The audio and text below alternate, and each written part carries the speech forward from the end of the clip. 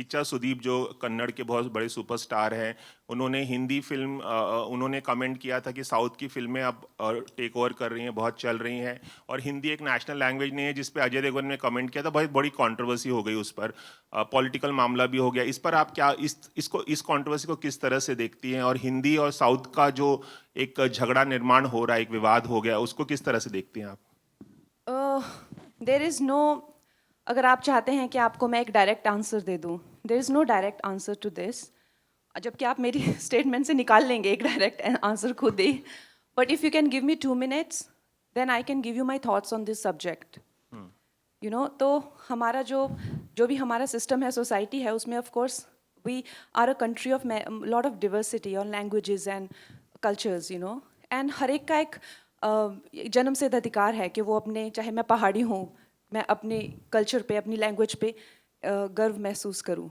लेकिन हमारा जैसे देश है, to make it one unit, हमें कोई तो थ्रेड चाहिए ना, to run through it, right? अगर हमें कॉन्स्टिट्यूशन को कहा जाए, अगर हमें कॉन्स्टिट्यूशन का सम्मान करना है, तो जब इन लोगों ने बनाई तो हिंदी को राष्ट्रभाषा बनाया। अब जब आप कहते हैं कि मुझे as Tamil is actually older than Hindi, लेकिन उससे भी ओल्डर है संस्कृत। अगर आप मुझसे मेरा बयान पूछना चाहते हैं, तो I think the national language should be Sanskrit, क्योंकि कन्नड़ा से तमिल से लेके गुजराती से लेके हिंदी सब उसी के से आई हुई हैं।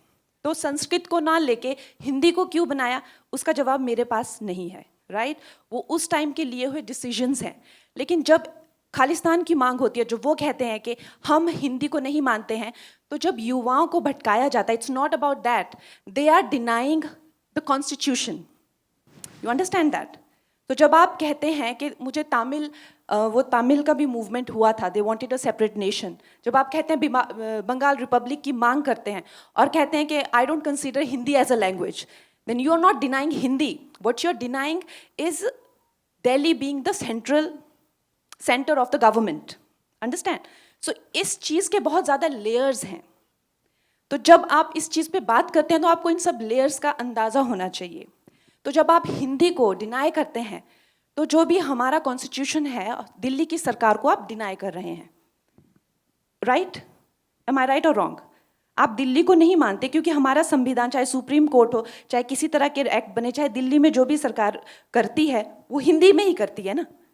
अगर आप चाहे देश भी घूमते हैं, चाहे बाहर भी जाते हैं, जर्मन हो गई या स्पेनिश हो गए, फ्रेंच हो गए, they are very proud about their language. लेकिन no matter how dark the colonial history is, fortunately or unfortunately, English has become that link.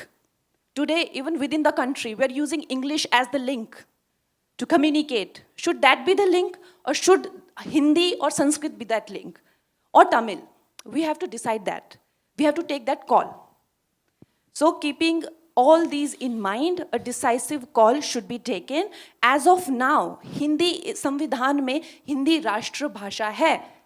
तो जो अजय देवगन जी ने कहा कि हिंदी राष्ट्रभाषा है, तो उन्होंने वो गलत नहीं कहा। अगर आप मेरी पूरी बात का निचोड़ सिर्फ यही सुनेंगे, तो वो आपकी कमी है। लेकिन अगर कोई ये कहता है कि Kannada is older than Hindi and so is Tamil, तो वो भी गलत नहीं कह रहे हैं। अगर मेरे हाथ में होगा, तो I think Sanskrit is the legitimate language, जिसके से जर्मन भी आई हुई है, इंग्लिश, फ्रेंच, सब संस्कृत से स्टेम आउट हुए हैं। Why don't we have Sanskrit as the national language? Why it is not mandatory in schools? I don't know that. Okay, मेरा सवाल